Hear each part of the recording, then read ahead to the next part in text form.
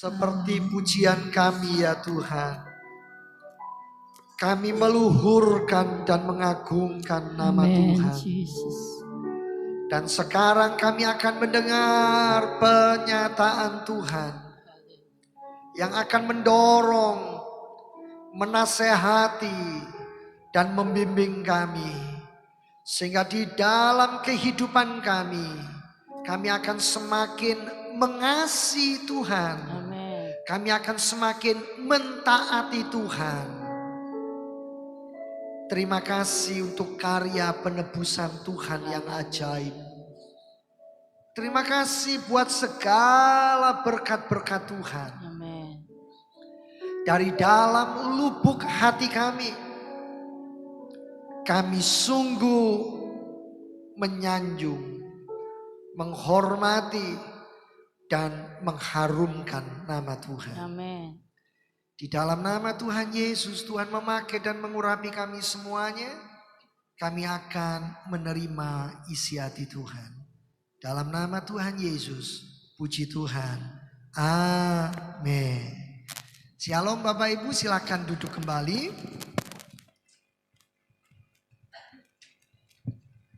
Bagaimana kabarnya? Puji Tuhan. Saya berharap Bapak Ibu untuk fokus mendengarkan apa yang hendak saya sampaikan dari isi hati Tuhan. Minggu yang lalu mungkin Bapak Ibu berpikir penyampaian firman Tuhannya karena introduksi, hanya pendahuluan, mungkin lebih bersifat mendatar. Tapi pagi hari ini saya akan masuk kepada penyataan Tuhan kepada bangsa Israel sebelum masuk ke negeri Kanaan. Saudara, ini sebenarnya adalah penyataan Tuhan supaya kita masuk, bagi bangsa Israel masuk negeri Kanaan, masuk ke dalam kehidupan yang baru.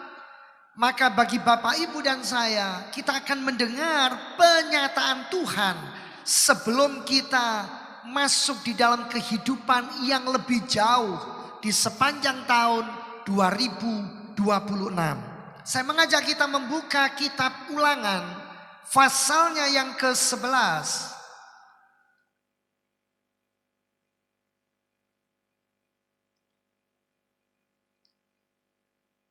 Ulangan pasalnya yang ke-11 Bapak Ibu, ayat 10 sampai ayat 12.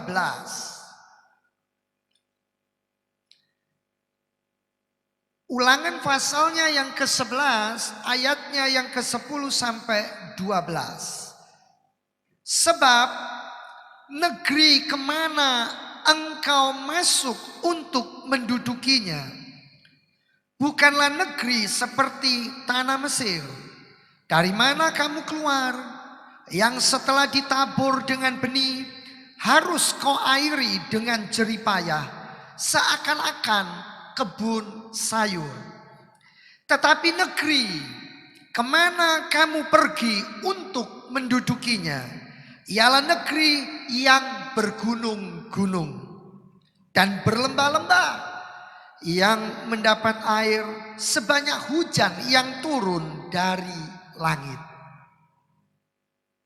Suatu negeri yang dipelihara oleh Tuhan Allahmu, mata Tuhan Allahmu tetap mengawasinya dari awal sampai akhir tahun.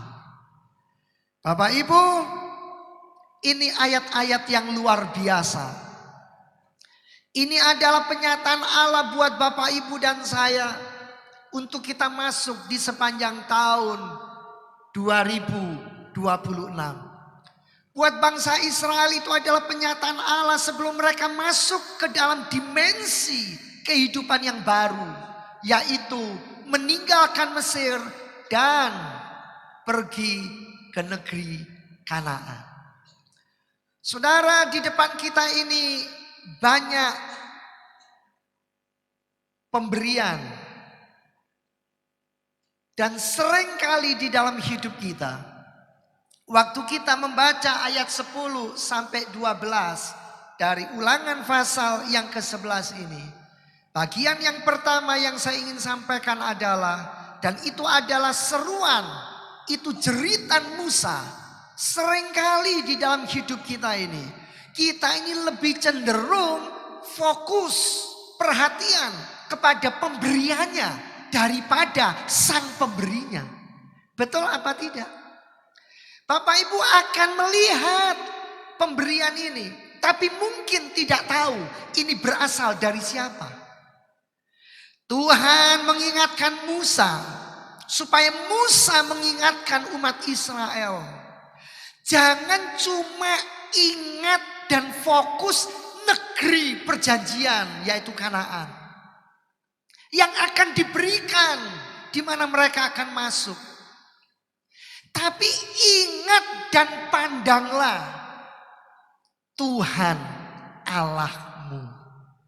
Saudara, karena itu di dalam ayat yang ke-10, 11, 12 sekali lagi dikatakan supaya umat Allah, supaya Bapak, Ibu dan saya memperhatikan siapa sesungguhnya sumber berkat kita. Jangan cuma memandang apa yang dijanjikan, apa yang akan diberikan, apa yang sudah Bapak Ibu terima. Tapi mari kita belajar untuk fokus mendekat kepada sumber pemberinya. Sebab pemberian itu bisa habis. Tetapi kalau sumber yang memberi, tidak akan pernah kehabisan stoknya. Di dalam hidup kita ini seringkali yang menjadi perhatian kita bagi bangsa Israel waktu itu mungkin adalah perjalanannya di padang gurun. Itu akan menjadi fokus, itu menjadi perhatian. Sehingga mereka ngomel, mereka bersungut-sungut. Atau mungkin yang menjadi perhatian adalah janji Tuhan tentang negeri itu sendiri. Seperti di dalam Ulangan pasal 11 ini, ayat 9. Oh, janjinya pokoknya ini negeri yang berlimpah susu dan madu. Jadi yang menjadi perhatian, menjadi fokus adalah susu dan madunya. Tapi bukan Tuhan sang pemberinya. Kenapa ini harus saya sampaikan? Supaya dalam hidup ini kita mudah berterima kasih.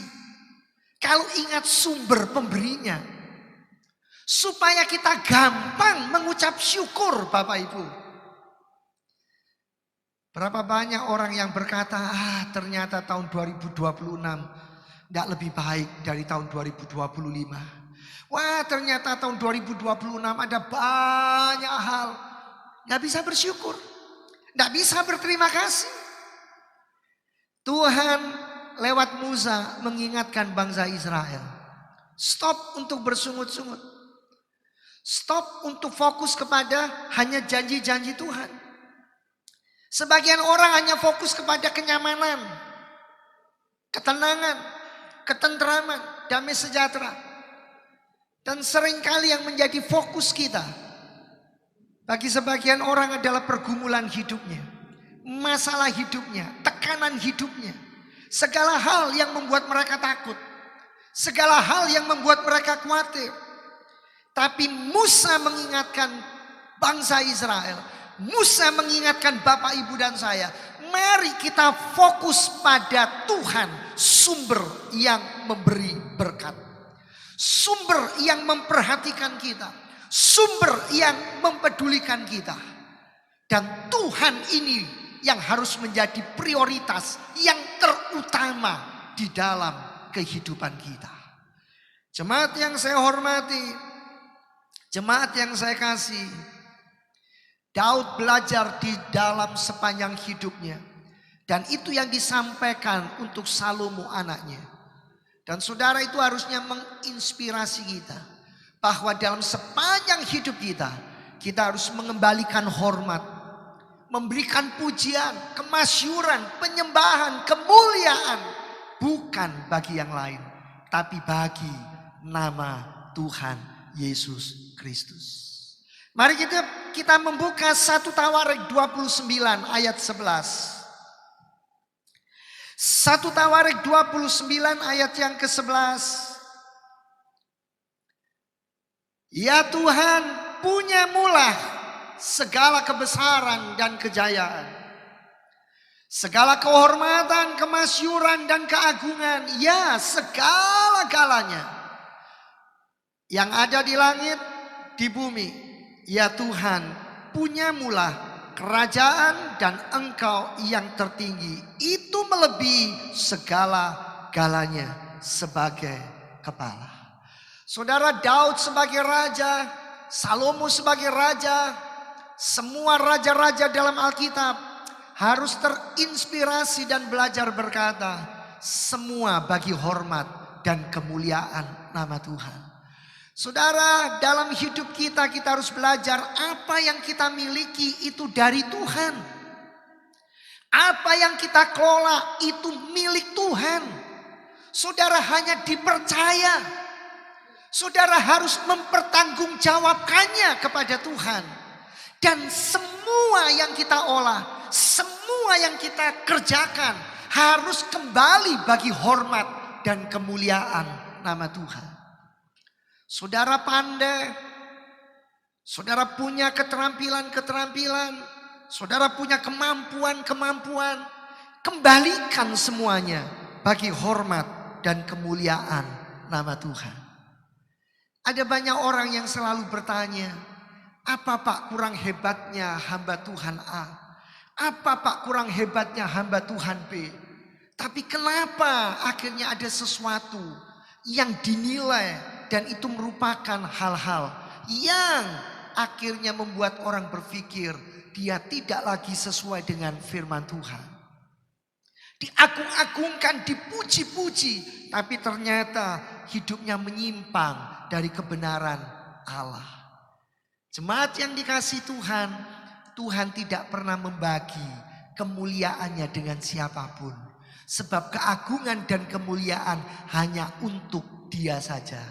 Di bawah kolong langit ini tidak ada nama lain yang boleh diagungkan selain Tuhan Yesus Kristus. Dan kita ini harus belajar untuk merendahkan hati.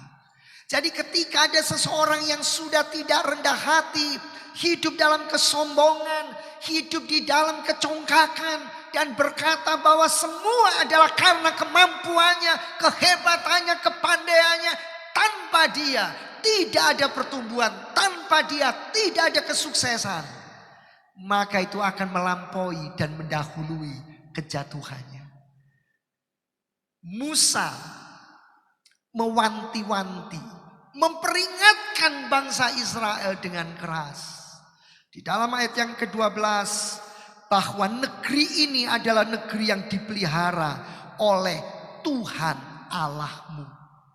Lebih daripada kamu menerima, memandang dan melihat negeri itu. Musa berkata, lihatlah kepada Tuhan Allahmu. Dan mata Tuhan akan mengawasinya dari awal sampai akhir. Jangan fokus kepada penyertaannya. Jangan fokus hanya kepada berkatnya. Tetapi fokuslah kepada bagaimana mata Allah itu sendiri akan mengawasi engkau, menjaga engkau, dan melihat kehidupanmu. Jemaat yang dikasihi Tuhan, itu adalah bagian yang pertama yang saya ingin bagikan kepada Bapak, Ibu, dan saya. Dari apa yang saya baca dalam Ulangan pasal 11 ayat 10 sampai 12. Mari kita menjadikan Tuhan itu yang pertama, yang prioritas, yang segala-galanya di dalam kehidupan kita. Karena Tuhan adalah sumber kehidupan. Matahari itu sumber kehidupan bagi banyak orang. Tetapi banyak orang lupa bahwa Tuhanlah yang menciptakan matahari. Ada banyak orang melihat air itu sumber kehidupan. Tapi banyak orang yang lupa dari mana asalnya air. Orang berkata dari sungai, dari laut, dari gunung, dari lembah, dari manapun. Tapi esensi yang sebenarnya dari mana asalnya air? Kalau bukan Tuhan yang memberikan dan menciptakan. Bagian yang kedua yang saya mau sampaikan adalah di dalam ayat yang ke-12, suatu negeri yang dipelihara oleh Tuhan Allahmu. Mata Tuhan Allahmu tetap mengawasinya dari awal sampai akhir tahun. Saudara, Tuhan sungguh-sungguh dan menyampaikan kepada umat Israel isi hatinya. Dan pagi ini kepada Bapak, Ibu dan saya bahwa Tuhan pasti akan memelihara kita.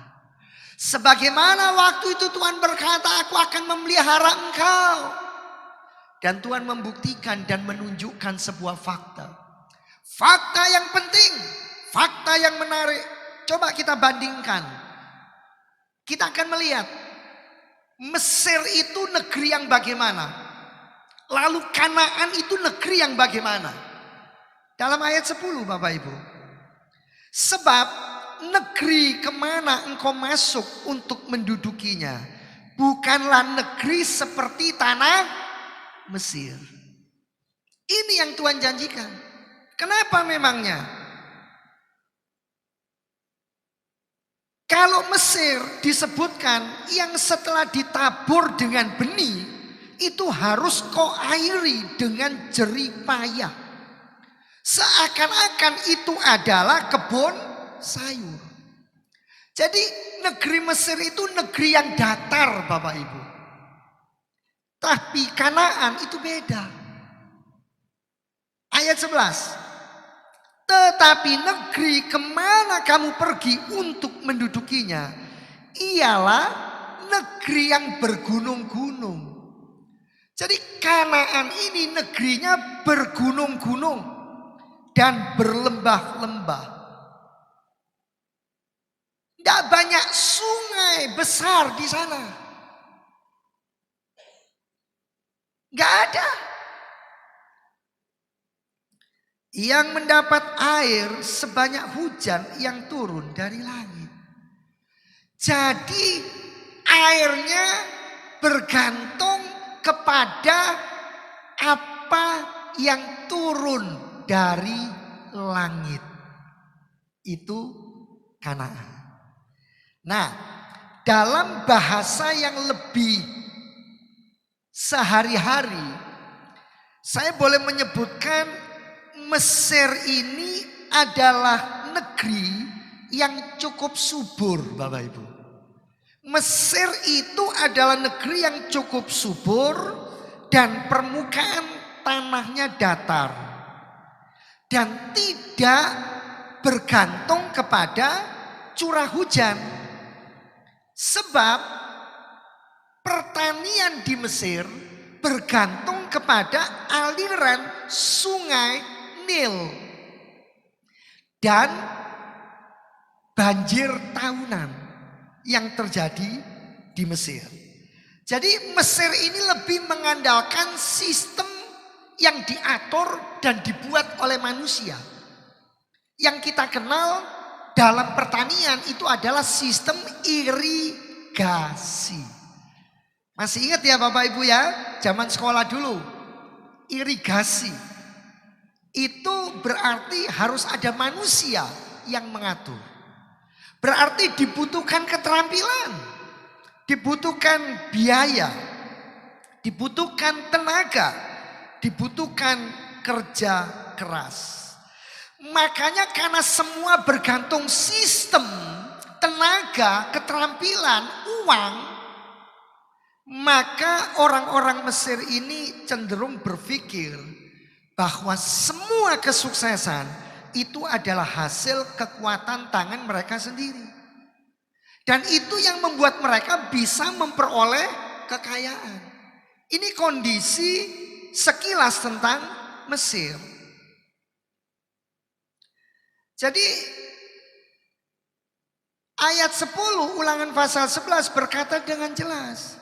Sebab negeri kemana engkau masuk untuk mendudukinya bukanlah negeri seperti tanah Mesir. Dari mana kamu keluar? Yang setelah ditabur dengan benih harus kau airi dengan jerih payah. Seakan-akan kebun sayur. Ada uang, ada tenaga, ada keterampilan, ada sistem. Kalau sistemnya bubar, bubar pertaniannya. Berarti apa? Mengandalkan kemampuan dan kekuatan manusia. Sedangkan Kanaan adalah negeri yang tidak memiliki sungai yang besar.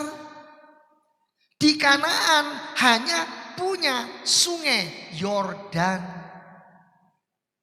Lalu mereka hanya mendapat asupan air bergantung dari langit lewat hujan yang turun pada awal dan akhir. Yang dikenal dengan hujan awal dan hujan akhir. Hujan awal itu hujan setelah mereka menabur benih. Hujan akhir itu hujan yang akan turun sebelum mereka panen. Tuhan itu sempurna. Makanya dikenal istilah ada hujan awal dan hujan akhir. Saudara, Kanaan ini adalah negeri yang ayat 11 tadi, bergunung-gunung dan berlembah-lembah. Saudara, kalau daerahnya bergunung-gunung dan berlembah-lembah, nggak punya sungai besar. Daerahnya ini adalah daerah yang digambarkan padang gurun. Kebutuhan paling besar apa kira-kira? Ya pasti air. Nggak ada air, mati. Betul ya Bapak Ibu? Nggak ada air, susah. Tapi Tuhan menyiapkan air. Dari mana?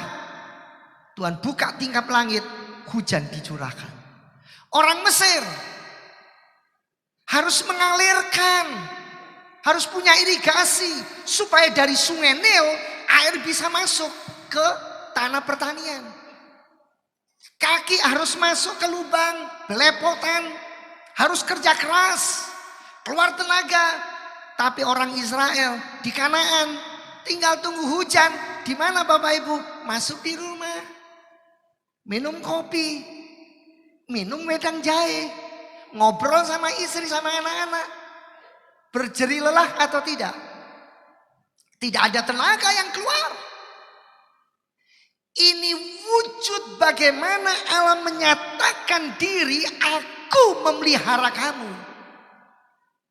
Tapi bukan berarti harus malas. Bukan berarti tidak bekerja. Karena apa?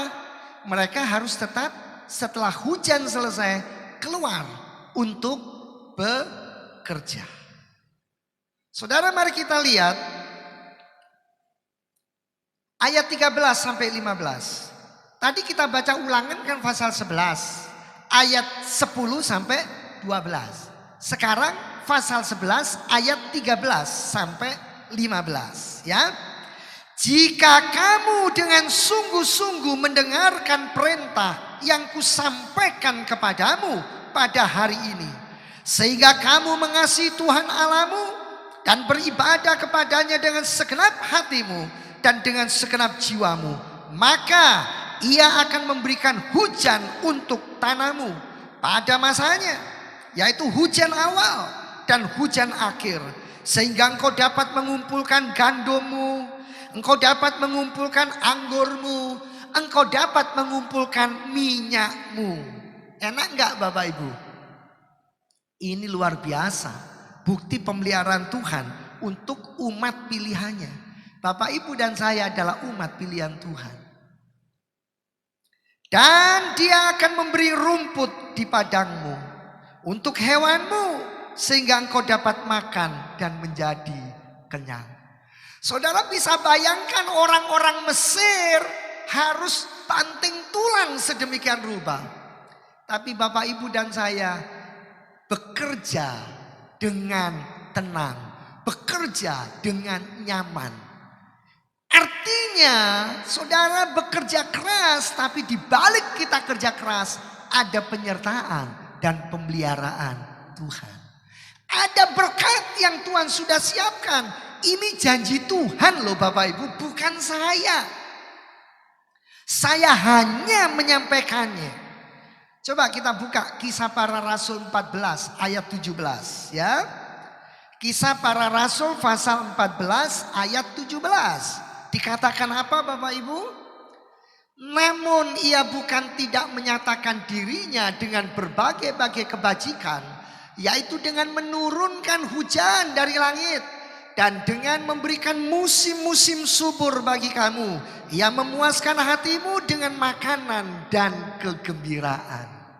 Saudara, ini janji Tuhan yang luar biasa. Untuk memelihara, untuk menyertai, untuk memberkati hidup kita. Hosea 14 ayat 6, mari kita buka. Hosea pasal 14 ayatnya yang ke-6. Dikatakan, aku akan seperti embun bagi Israel. Seperti apa? Embun. Bagi siapa? Umat ketebusannya. Maka ia akan berbunga seperti bunga bakung dan akan menjulurkan akar-akarnya seperti pohon hawar. Saudara, percayalah, kalau pintu yang satu ditutup, Tuhan akan membuka pintu yang lain. Kalau pintu yang lain ditutup, Tuhan masih punya banyak pintu untuk kehidupan Bapak Ibu dan saya. Saya sudah Pak melamar di sana, melamar di sini. Ini sudah yang ke-50 saya kirim lamaran. Bagaimana? Mungkin yang ke-51. Saya sudah 55, mungkin yang ke-56. Bagi Tuhan tidak ada yang sukar Bapak Ibu.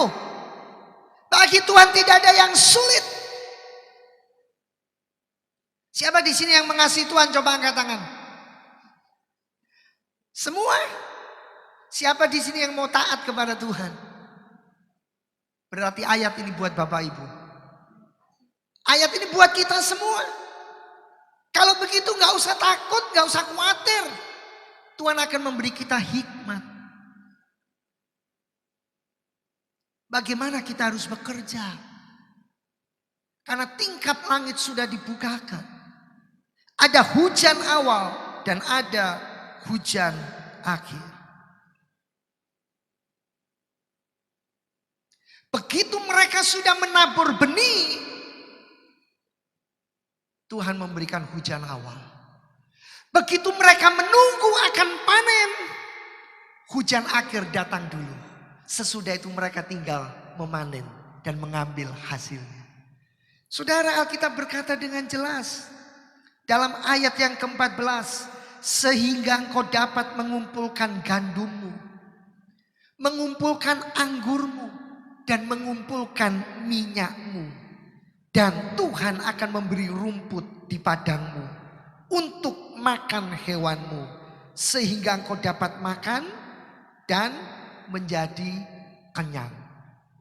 Hewan peliharaannya gemuk-gemuk, ya, berbobot dan siap menjadi berkat. Jemaat yang dikasihi Tuhan, apa yang Bapak Ibu takutkan dan khawatirkan? Tentang masa depan anak-anak, tentang siapa jodoh mereka, tentang pendidikannya, kebutuhan hidup Bapak Ibu dan saudara semuanya. Percayalah, Tuhan tidak pernah main-main dengan apa yang sudah disampaikannya. Saudara, gambaran hidup bangsa Israel di padang gurun itu seperti gambaran hidup Bapak Ibu dan saya. Kita ada di dalam dunia, ini adalah padang gurun kita. Ketika Bapak Ibu susah, sulit, menderita, tertekan, menghadapi pergumulan hidup, itu bagaikan ada di padang gurun. Apa kebutuhan terbesar kita?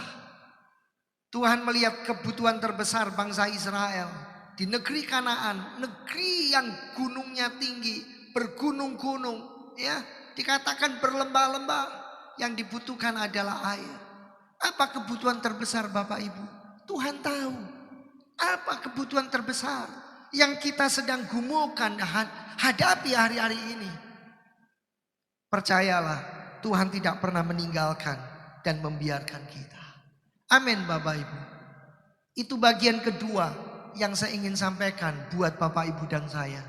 Bahwa janji Tuhan itu ya dan pasti. Tuhan itu gak kenal istilah abu-abu. Antara ya dan tidak.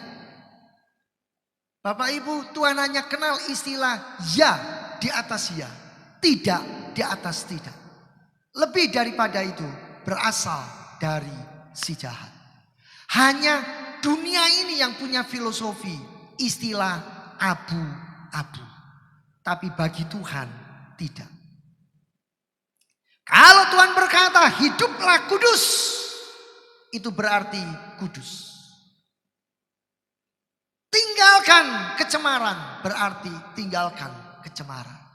Tapi kalau kita sebagai manusia terkadang masih berpikir gak bisa 100%, 99 kan gak apa-apa ya Tuhan. Alkitab berkata 9 hukum Taurat dilakukan, yang satu gagal, maka itu membatalkan 9 hukum yang sudah dipenuhi. Karena itu tidak ada agama yang mampu menyelesaikan 10 hukum. Taurat itu gambaran daripada agama-agama yang ada. Makanya kita hidup di dalam hukum kasih karunia Allah. Tapi karena hukum kasih karunia Allah, seringkali kita ini mengeraskan hati. Seringkali tanpa kita sadari kita memberontak kepada Allah. Dan akhirnya apa? Contoh yang kecil. Begitu ada masalah, bukan berkat yang kita ucapkan. Istilah saya, bukan apa yang sesuai Alkitab yang kita ungkapkan. Tetapi yang kita ucapkan adalah kutuk. Dan istilah saya itu adalah sesuatu yang menyimpang dari firman Tuhan. Coba Bapak Ibu renungkan. Dan bagian yang ketiga yang saya mau sampaikan adalah, mari kita lihat kembali Ulangan 11 ayat 12. Suatu negeri yang dipelihara oleh Tuhan Allahmu, dan mata Tuhan Allahmu tetap mengawasinya dari awal sampai akhir tahun. Saudara, mata Tuhan Allahmu, Tuhan meyakinkan dengan sebuah ungkapan yang sangat penting. Di mana Tuhan coba mengambil alih bahasa manusia. Sebagaimana manusia punya mata, maka Tuhan berkata mata Tuhan akan mengawasi, akan melihat dari awal sampai akhir tahun. Dari awal tahun sampai akhir tahun, dari Januari sampai Desember, sampai kembali kepada Januari. Saudara, mata Tuhan itu adalah ungkapan untuk menggambarkan kehadiran Tuhan. Mata Tuhan itu menggambarkan pemeliharaan Tuhan yang sempurna dan nyata. Mata Tuhan itu mengungkapkan ada perhatian penuh. Ada perhatian yang sempurna dari Tuhan untukmu dan untukku. Mata Tuhan itu ungkapan Tuhan menjamin, Tuhan menjaga kita dengan sempurna. Mata Tuhan itu mengungkapkan Tuhan punya kepedulian secara pribadi.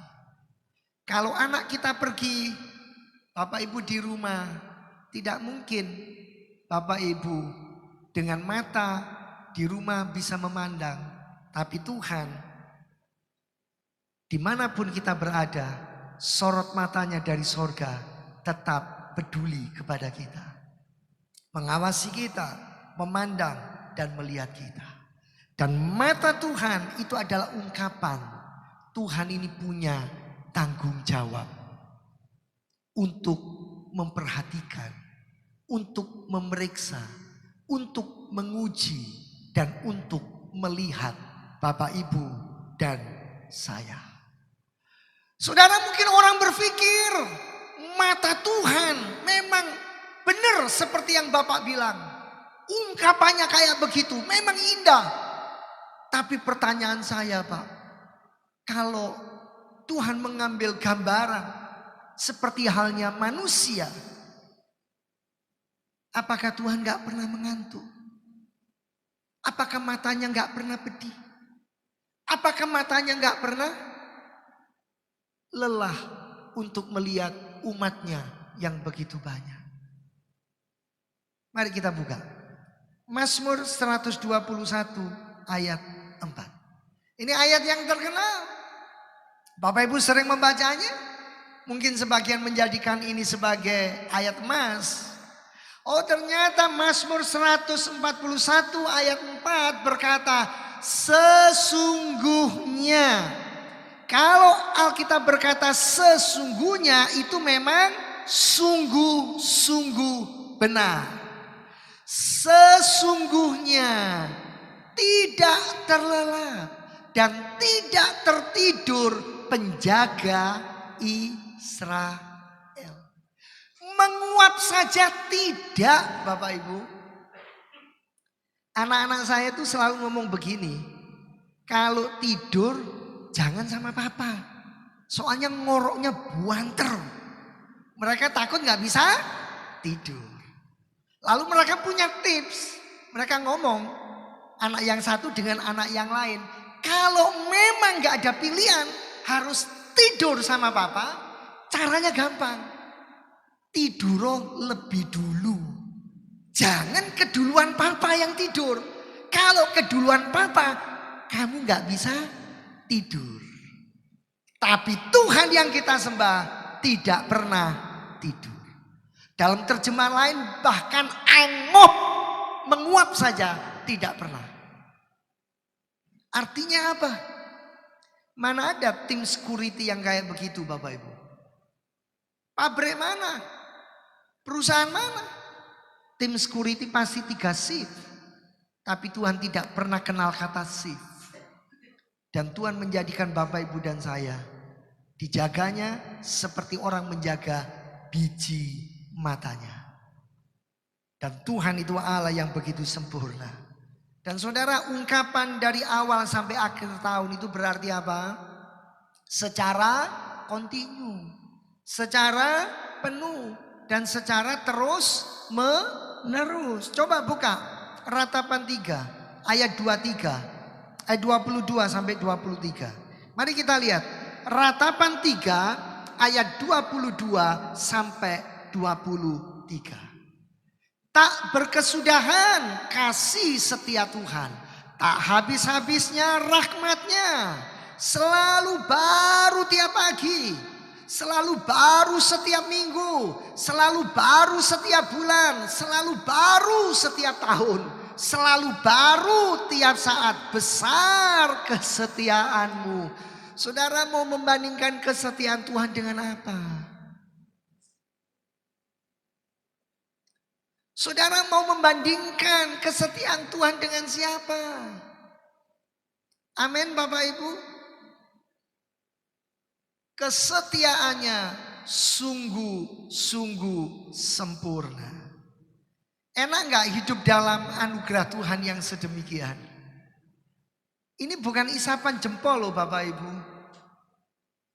Saudara yang masih muda, saudara yang sudah setengah bayar, Bapak Ibu yang lanjut usia, tetap bisa mengimani, mengaminkan semua ini. Tetapi jangan pernah lupa, sebelum Musa menyampaikan semua ini, ada sebuah penegasan yang dia ungkap di depan. Tentunya sebelum ayat 10 kita baca, ada ungkapan yang sudah ditegaskan oleh Musa. Semua ini akan terjadi ketika syarat dan ketentuan yang berlaku Bapak Ibu sudah penuhi. Matahari bersinar itu bagi siapapun otomatis. Oh, karena ini rumah orang percaya, matahari bersinar tepat di atasnya. Oh, karena ini orang yang ateis, maka matahari menyingkir pindah, jemurannya nggak pernah kering. Kasihan Bapak Ibu, mau pakai mesin pengering pun tetap masih ada basahnya. Betul? Saya nggak tahu kalau ada mesin cuci yang sekarang lebih canggih, sekali dikeringkan langsung kering 100% ya saya kurang tahu. Tapi setahu saya tetap masih mamel, harus dijemur. Mamel itu bahasa Perancis. Jadi masih mamel, harus dijemur. Butuh sinar matahari. Gak usah jauh-jauh. Bapak Ibu, nanti yang dapat ini adalah yang sudah terima kertas kecil yang akan dibagikan. Lalu yang sudah terima akan bilang begini, Pak saya minta yang ini, gak mau yang ini. Ini memang emas Pak, tapi cuma bungkusnya. Saya minta yang ini, gak bisa. Ada syarat dan ketentuan. Apa? Lah angkanya berapa? Nomornya berapa?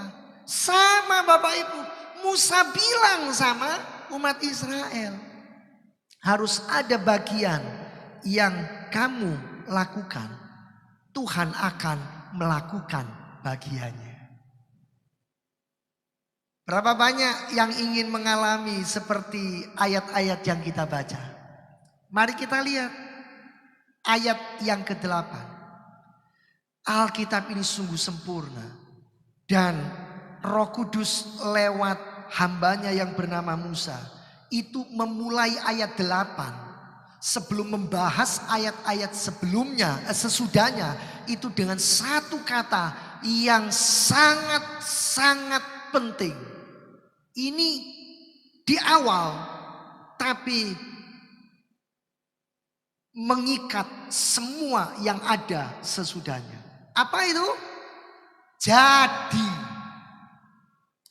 Jadi Bapak Ibu, kesimpulannya, puncaknya ya, sebelum semua penggenapan janji Tuhan, maka kamu harus itu pilihan atau ketetapan? Bukan pilihan, ketetapan. Jadi mau gak mau harus mau. Betul gak? Kamu harus berpegang pada seluruh perintah yang kusampaikan kepadamu pada hari ini. Supaya kamu kuat untuk memasuki serta menduduki negeri kemana kamu pergi mendudukinya. Supaya kamu kuat menjalani tahun 2026. Supaya kamu kuat, supaya kamu bisa, maka ayat ini berkata kamu harus taat. Bukan cuma pegang firman, tapi lakukan, praktekkan firman Tuhan. Saudara akan kuat. Kalau Alkitab berkata mengucap syukurlah, berterima kasihlah, pujilah Tuhan, agungkan Tuhan, ya lakukan. Amin. Saya sudah pernah sampaikan kan? Mohon maaf, gambarannya seperti bulu ketiak. Gambarannya hidup tertekan tapi tetap tumbuh. Gak ada orang jalan kayak begini. Supaya ini bulu ketiak gak ketekan. Ya kan? Tapi tetap tumbuh. Amin. Terus pasal 11 ayat 1. Ya, ayat 1. Jadi mengunci kata jadi tadi ayat 1. Haruslah engkau mengasihi Tuhan Allahmu dan melakukan dengan setia kewajibanmu terhadap Dia dengan senantiasa berpegang pada segala ketetapannya, peraturannya dan perintahnya. Dalam ayat 1 sudah disampaikan, diulangi dalam ayat yang ke-8. Yang dimulai dengan kata jadi. Tapi yang saya mau ambil dalam ayat 1 adalah dalam hidup ini kasihlah Tuhan, lebih dari saudara mengasihi siapapun. Saudara mau datang ibadah itu karena saudara mencintai Tuhan. Saudara datang bukan untuk saya, tapi untuk Tuhan. Amin. Karena saudara mencintai Tuhan, saudara mengasihi Tuhan. Mari Bapak Ibu, kita mau merenungkan firman Tuhan. Kita mau merenungkan isi hati Tuhan ini.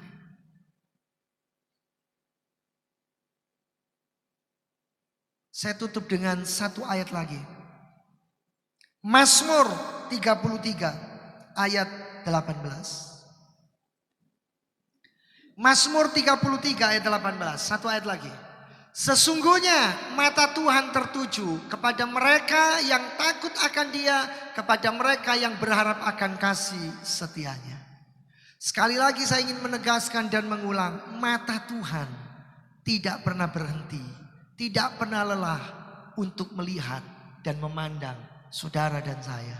Sehingga Tuhan tahu kepada siapa akan memberikan kekuatan dan pertolongan. Mari kita tundukkan kepala, kita bersatu di dalam doa. Pada akhir ibadah kami ya Tuhan, hati kami berlimpah dengan pengucapan syukur kepada Tuhan. Sebelum kami pulang meninggalkan gereja ini untuk sementara waktu, setiap persembahan yang anak-anakmu sudah berikan, Tuhan, Engkau menerima dengan senang hati. Dan Engkau hendak memberkati dan menyatakan kemuliaan-Mu lewat kehidupan semua umat-Mu. Terima kasih, kami juga berdoa bagi saudara-saudara kami yang tidak bisa hadir. Dimanapun mereka berada, Tuhan juga menjamah dan menjangkau mereka. Kami berdoa menyerahkan bangsa dan negara kami, Bapak Presiden dan wakilnya, para menteri, DPR, MPR, kepolisian, juga TNI, semua diberkati oleh Tuhan. Kepada beliau diberikan hati yang takut, yang menyembah dan menghargai Tuhan. Sehingga negeri kami menjadi negeri yang gemah, ripah, lojinawi. Menjadi negeri yang kaya, yang makmur dan diberkati. Sehingga semua rakyat Indonesia, semua umat-umat Tuhan di seluruh Nusantara beroleh berkat, anugerah dan kemurahan Tuhan. Bapak terima kasih. Ibadah ini ibadah yang diberkati. Dan biarlah firman-Mu dimeteraikan dalam hidup kami. Lewat pujian, lewat firman, lewat semua yang kami lakukan. Tuhan dipermuliakan, Tuhan menopang, Tuhan menolong. Dan Tuhan menyatakan kemurahannya. Jemaat yang dikasihi Tuhan, sebelum kau pulang, mari angkatlah kedua belah tanganmu. Dan sekarang terimalah berkat dari Allah Bapa, cinta kasih kemurahan Tuhan Yesus Kristus Sang Putra, di dalam persekutuan Allah Roh Kudus akan menyertai dan memimpin kehidupanmu sekarang bahkan sampai selama-lamanya. Pulanglah, terimalah berkatnya dan jadilah engkau berkat. Dalam nama Tuhan Yesus, puji Tuhan. Amin.